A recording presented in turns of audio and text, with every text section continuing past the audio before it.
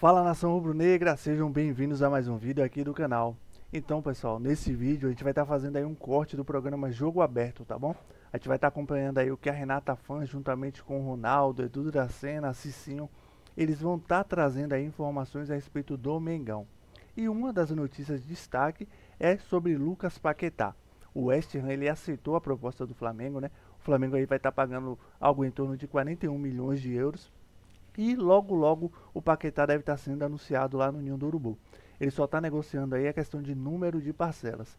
Na verdade ele vai estar pagando um pouco mais, tá bom? Para vocês entenderem, fiquem até o final do vídeo, tá bom? Antes, se inscrevam no canal, deixem o like de vocês e também ativem o sino para serem notificados sempre que sair um vídeo novo aqui do canal, tá bom? Então, sem mais enrolação, vamos pro vídeo. Tava lá na beira do gramado, mas deve ter dado um chora-coração no Cicinho, porque o Fluminense venceu o Flamengo, complicou ainda mais a equipe do Flamengo no estadual, que precisa de pontos, precisa secar adversários, não é? E o Flu fez um 2-1 com vontade e venceu esse clássico da chuva. Sob os olhares de Gianni Infantino, presidente da FIFA, e de campeões do mundo, a bola rolou para o primeiro tempo de Flamengo e Fluminense pelo Campeonato Carioca. Mas a chuva tratou de atrapalhar o clássico. A partida precisou ser paralisada aos 9 minutos por conta do gramado encharcado. Com a ajuda da galera do Rodinho, o jogo só foi retomado quase 45 minutos depois. Estava complicado ter um futebol bonito, a bola estava parando muito. E ali logo na falta, eu e o Pedro comentou com o juiz para dar uma parada, que estava impossível jogar um futebol. Então ele escutou a gente, fizemos essa parada, o Marcos deu umas orientações e a gente voltou com tudo. Depois da paralisação, o Fluminense voltou melhor e levou o perigo. Na sequência, foi a vez do Flamengo assustar. Carrascal chegou a marcar, mas o gol foi anulado por impedimento. Aos 34, Carrascal cobrou o escanteio. A bola desviou e Samuel Lino mandou para fora. E aos 37, Kevin Serna desperdiçou uma grande chance para o Fluminense. Andréu fez ótima defesa. O segundo tempo começou agitado e com gol. Logo aos 6 minutos, Léo Ortiz errou o passe. Santi Moreno tabelou com o JK, que serviu Kevin Serna. O camisa 90 invadiu a área e balançou a rede. O Flamengo tentou responder com Samuel Lino, que cabeceou no meio do gol. Fábio defendeu, mas quem voltou a marcar foi o tricolor. Após cobrança de escanteio de Lima, Emerson Royal falhou e a bola sobrou para JK fazer o segundo do Fluminense.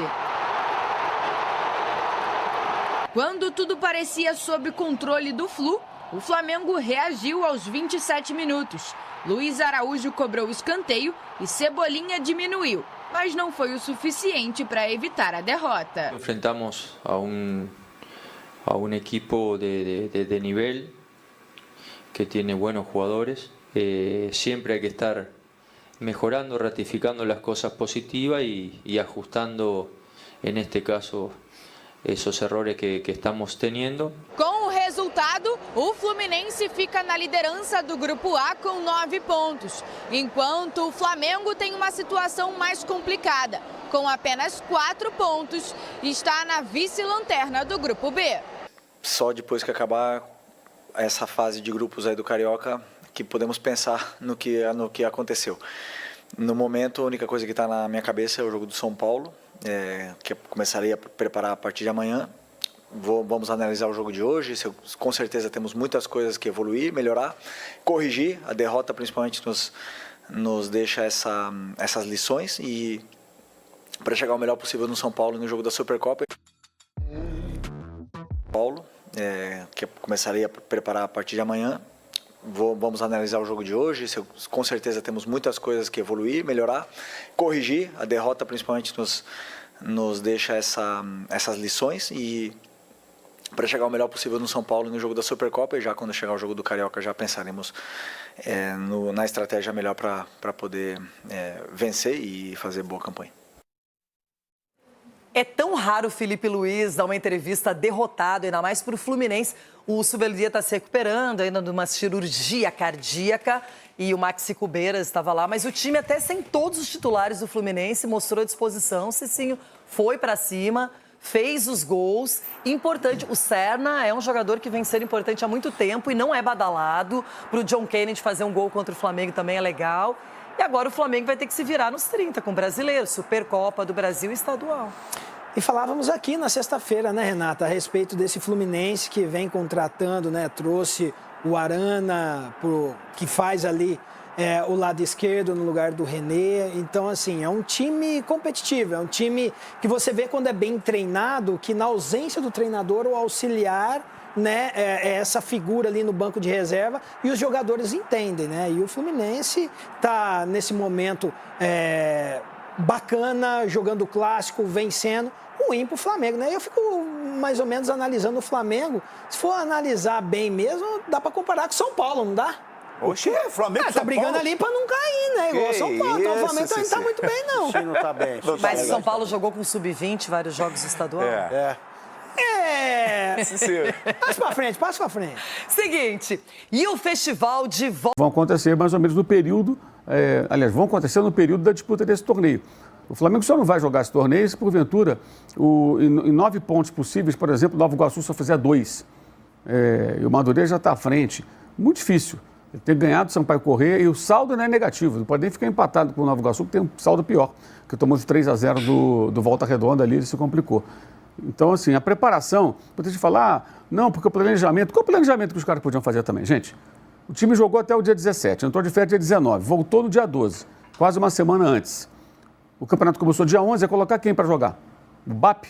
Não tinha como, tinha que colocar o sub-20, não tinha outra opção. Eu acho que o único erro foi ao perceberem, e, obviamente devem ter percebido, o desempenho do time no primeiro jogo, já tinha que haver uma intervenção. O Felipe Luiz tinha que participar mais diretamente, conversar com o técnico do sub-20, orientar de como se comportar. O Flamengo fez jogos com o sub-20 que tentou jogar marcando alto, jogando lá no campo do adversário. Um time de moleques de 18 anos em média, jogando contra caras como o Wellington Silva, lateral do Volta Redonda, com 38, né? Então, assim, você tem uma disparidade muito grande ali de maturidade, jogadores maduros, jogadores muito jovens do outro lado. E aí o time foi muito ingênuo até nesses jogos. Daria para pontuar minimamente, ter feito pelo menos ali uns 4 pontos. Fez um, né? Poderia ter vencido a Portuguesa, perdeu oportunidades, empatou só no final. Contra o Bangu, 2 erros terríveis, 2 gols no começo do jogo, erros ridículos até de bola perdida ingenuamente. Quer dizer, os garotos pareciam também achando que estão jogando Carioca sub-20. Não era sub-20, era profissional. Eles estavam representando... Aí tem um erro. Acho um erro de encaminhamento. Como você falou outro dia, foi perfeito. O planejamento foi ok, a execução foi ruim. Essa execução ruim colocou o time nessa situação. Aí teve que precipitar o lançamento dos jogadores no time profissional contra o Vasco, né? O jogo de ontem não, ontem já seriam os jogadores profissionais. Foram 4 titulares contra o Vasco, ontem foram 5. E o Felipe Luiz medindo o tempo, né? Esse aqui pode jogar 30 minutos, esse aqui pode jogar 60 minutos, esse aqui pode jogar 45. E trocando jogadores não só em função de escolhas táticas, estratégicas, mas também em função do tempo que ele pode usar os jogadores, porque a preocupação dele é ter os caras em boas condições, quarta-feira contra o São Paulo, domingo contra o Corinthians, que são os jogos mais importantes, né? Então, não tinha muito para onde correr. Acho que o único erro foi durante esses 3 jogos aí. Aí poderia ter feito. E ontem, assim, o Léo Ortiz, claramente, totalmente sem ritmo, errando como nunca. Ele errou 4 saídas de bola no primeiro tempo. 4, assim, coisa que ele não erra. Ontem, aí na quinta, já no segundo tempo, gol do Fluminense. Depois errou mais uma ainda. Assim, erros, assim, terríveis. Percebe claramente o cara sem ritmo de jogo, fora de forma técnica, errando o que não costuma errar. E eu acho que aí também tem uma falha, que é a insistência num passo muito vertical, muito forçado, quando você vê que a bola não está entrando. Porra, cara, então evita. Mas na água, ainda mais no gramado. Exato, o gramado pesado. Teve uma que ele matou no peito no primeiro tempo, a bola parou na poça, pô. Então, assim, cara, o gramado está pesado. Mesmo depois de ter voltado, foi uma chuvarada muito forte, a grama ainda estava pesada e a bola, às vezes, você vê que ela não rolava na mesma velocidade naquele piso, porque, de fato, foi uma chuva...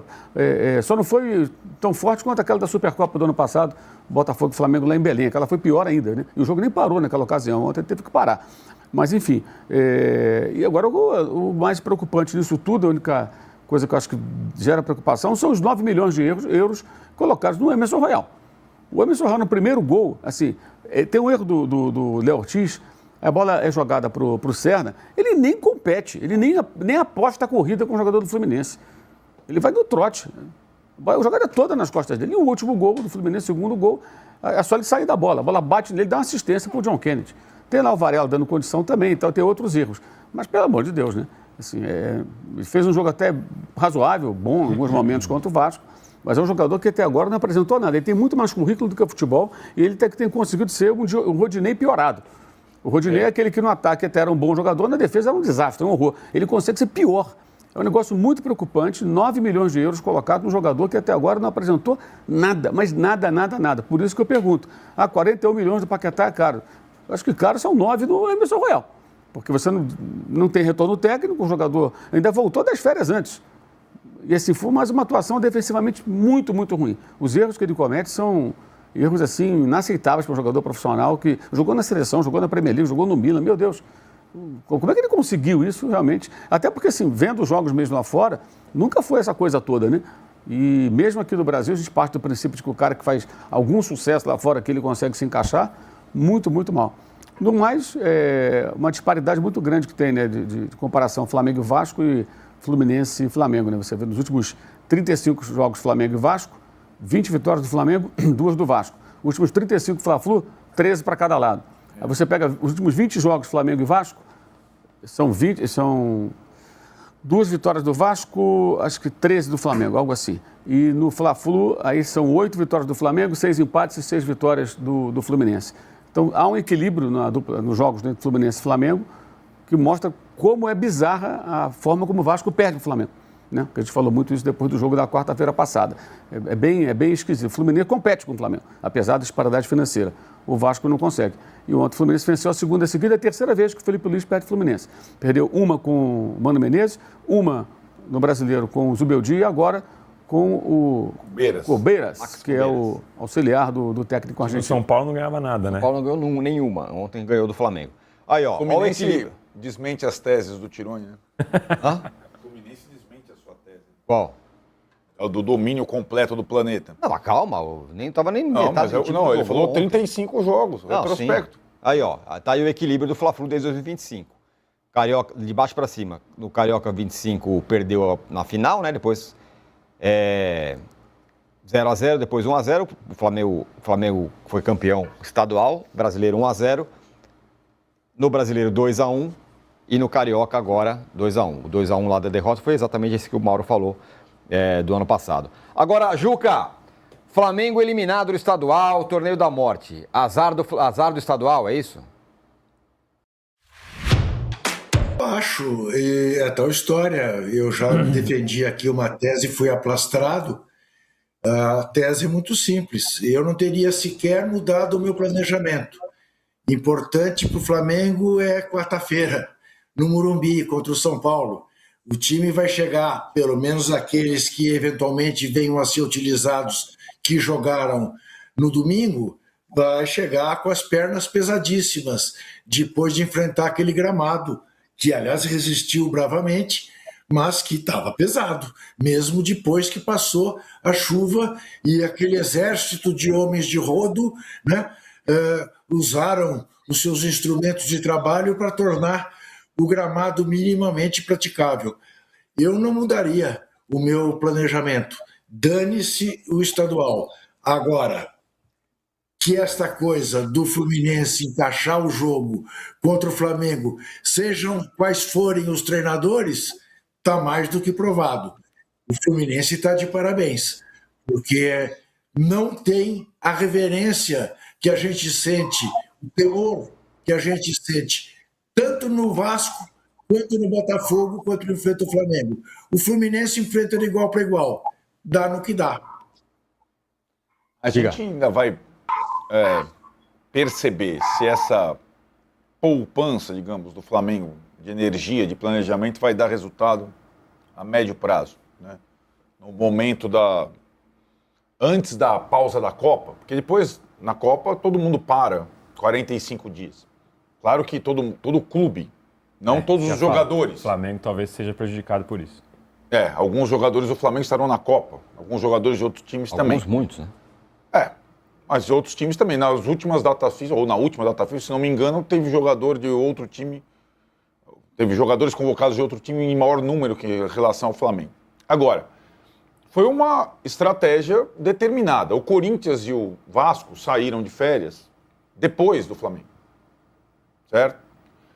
Você pode até argumentar que a temporada passada foi mais exigente com o Flamengo, pela sequência toda, Copa do Mundo de clubes, Corinthians e Vasco não tiveram. Tudo isso é verdade, mas Corinthians e Vasco decidiram voltar antes, com o seu técnico e times principais.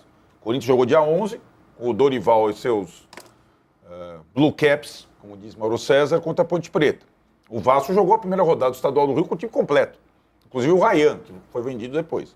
Então foi uma eu acho que o Flamengo, de certa forma, e não estou nem criticando, porque eu acho que seria plausível, subestimou o campeonato. É muito fácil, não tem um Bragantino, não tem Mirassol, não tem Novo Horizontino, e não tem essa carnificina do Paulista com os grandes em que eles jogam 3 clássicos, por exemplo. No Rio você só joga 2. Não tem Flamengo e Botafogo, né? Não tem Flamengo e Botafogo na fase de classificação, por exemplo. E aí começou a dar errado. Aí o Mauro tem razão. A partir do segundo jogo, precisava ter, para não ter esse dissabor. Porque não, o Juca, eu entendo a tese dele, mas não é questão que o Flamengo vai ser rebaixado, como está explicando o Mauro. É quase impossível ser rebaixado no regulamento do Rio, que ainda tem o torneio da morte para resgatar. Então, nação rubro-negra, esse foi o vídeo de hoje, tá bom? Espero que vocês tenham gostado. Nós vimos aí um corte do programa Jogo Aberto, né? Trazendo informações do Mengão, né? Flamengo que está bem próximo aí de anunciar o Lucas Paquetá, né? Eu vou trazer aqui uma informação, né, que eu vi, que foi o Vini Casagrande que até postou. Caso seja oficializada, né, a contratação de Lucas Paquetá, né, que está bem próximo de ser anunciado, o custo total da negociação, né, da transação vai ser de 48.675.000 euros, né? Ou seja, 302 milhões de reais aí vai sair o Lucas Paquetá para o Flamengo, né? A proposta do rubro-negro para o West Ham é de 41.250.000 euros, né? Ou seja, 256 milhões de reais, né? Porém, o Flamengo terá que pagar 18% de imposto, né? Além da comissão de empresários e luvas, né? Ou seja, o valor total, né, envolvendo tudo isso que foi dito, vai estar custando aí cerca de 302 milhões de reais para o Mengão, tá bom? Espero que vocês tenham gostado. Mais uma vez peço que, por favor, se inscrevam no canal, caso ainda não tenham feito isso. Deixe o like de vocês e ative o sino para serem notificados sempre que sair um vídeo novo aqui no canal, tá bom? Então, até o próximo vídeo.